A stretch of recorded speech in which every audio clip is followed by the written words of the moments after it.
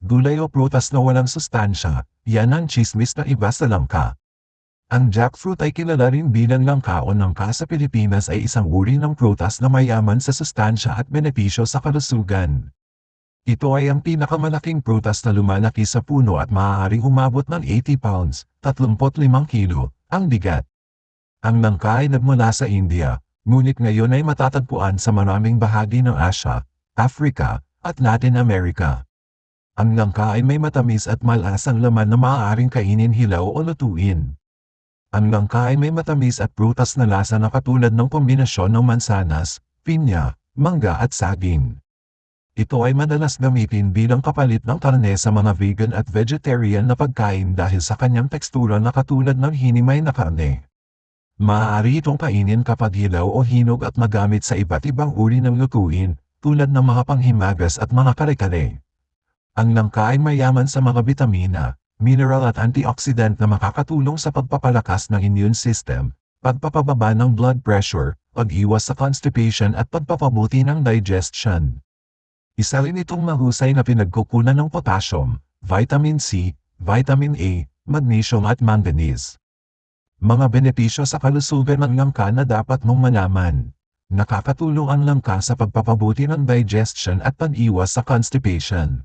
Dahil sa mataas na fiber nito, ang langka ay nakakatulong sa pagpapanatili ng regular na bowel movement at paglunas sa mga problema sa tiyan tulad ng bloating, gas, at acid reflux. Nakakatulong ang langka sa pagpapalakas ng immune system at paglaban sa mga impeksyon. Ang vitamin C na makukuha sa langka ay isang antioxidant na nakakatulong sa pagpapabuti ng resistensya ng katawan laban sa mga mikrobyo at virus. Ang langka ay mayroon ding mga phytochemical na may anti-inflammatory at antibacterial properties na nakakatulong sa paggamot sa mga sugat, impeksyon sa balat, at ubo. Nakakatulong ang langka sa pagkontrol ng blood sugar level at pag-iwas sa diabetes. Ang langka ay may low glycemic index, D, na nangangahulugan na hindi ito nagdudulot ng mabilis na pagtaas ng blood sugar level kapag kinain. Ang langka ay mayroon ding mga compound na nakakaapekto sa insulin secretion at glucose uptake ng mga cells, na nakakatulong sa pag-regulate ng blood sugar level. Nakakatulong ang langka sa pagbawas ng cholesterol level at pag-iwas sa heart disease. Ang langka ay may low saturated fat at high unsaturated fat, na nakakatulong sa pagbaba ng bad cholesterol, LDL, at pagtaas ng good cholesterol, HDL, sa dugo. Ang langka ay mayroon ding mga phytochemical na may anti-hypertensive at anti-atherosclerotic effects, na nakakatulong sa pag-relax ng blood vessels at pag-iwas sa plaque formation. Nakakatulong ang langka sa pagpapabuti ng brain function at mood. Ang langka ay may high potassium content na nakakatulong sa pagpapanatili ng electrolyte balance at nerve transmission sa utak.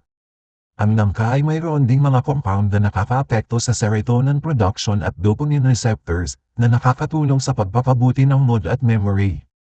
Mayaman sa antioxidants. Ang antioxidants ay mga kemikal na nakakatulong sa paglaban sa oxidative stress at pamamaga sa katawan.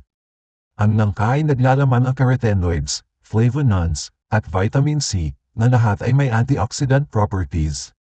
Dahil dito, ang langka ay maaaring makatulong sa pag-iwas sa mga sakit na dulot ng oxidative damage, tulad ng cancer, diabetes, at cardiovascular diseases.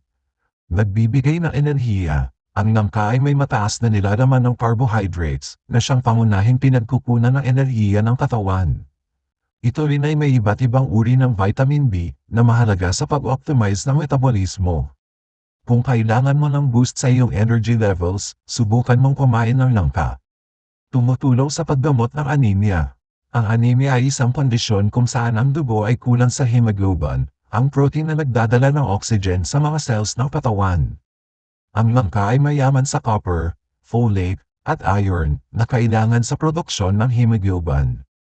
Kung kulang ka sa hemoglobin, maaari kang magkaroon ng mga sintomas tulad ng pagkapagod, sakit ng ulo, palpitations, at hirap sa paghinga.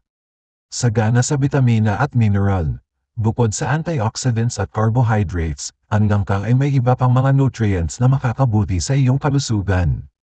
Ito ay naglalaman ng fiber at protein, na mahalaga para sa digestion at muscle growth. Ito rin ay may vitamin A, vitamin C, vitamin E, at iba pang mga water-soluble vitamins na tumutulong sa immune system at skin health. Higit pa rito, ang langka ay may calcium, magnesium, potassium, zinc, at iba pang mga mineral na kailangan para sa bone health, nerve function, blood pressure regulation, at iba pa. Nakakatulong sa pagtulog. Kung may problema ka sa pagtulog o insomnia, maaaring makatulong ang langka sa iyo. Ang langka ay may magnesium na nakakaapekto sa neurotransmitters sa katawan. Ang neurotransmitters ay mga kemikal na nagpapadala ng mga signal sa utak at nervous system. Ang magnesium ay nakakatulong na mapanatili ang tamang balanse ng neurotransmitters na nagre-resulta sa mas relaxed at mas mahimbing na tulog. Nakakabawas ng presyon ng dugo. Ang langka ay may potassium na isang electrolyte na nakakaapekto sa fluid balance sa katawan. Ang potassium ay nakakatulong na maalis ang sobrang sodium sa katawan na maaaring magdulot ng mataas na presyon ng dugo o hypertension. Maaaring makapagpabuti ng kalusugan ng puso. Isa pang benepisyo ng potassium ay ang pagpapanatili ng maayos na function ng mga muscles, kasama na ang puso. Ang potassium ay nakakatulong din na mapababa ang risk ng stroke at heart attack. Maganda para sa balat. May mga pag-aaral na nagsasabing ang paggamit ng langka ay maaaring makabawas ng wrinkles o kulubot sa balat. Ang paraan doon ito ay ang paglubog ng buto ng langka sa malamig na gatas ng 1 minuto, pagduling nito, at pagpahid nito sa balat kung saan may wrinkles. Kung gagawin ito ng regular, maaaring makita ang epekto nito.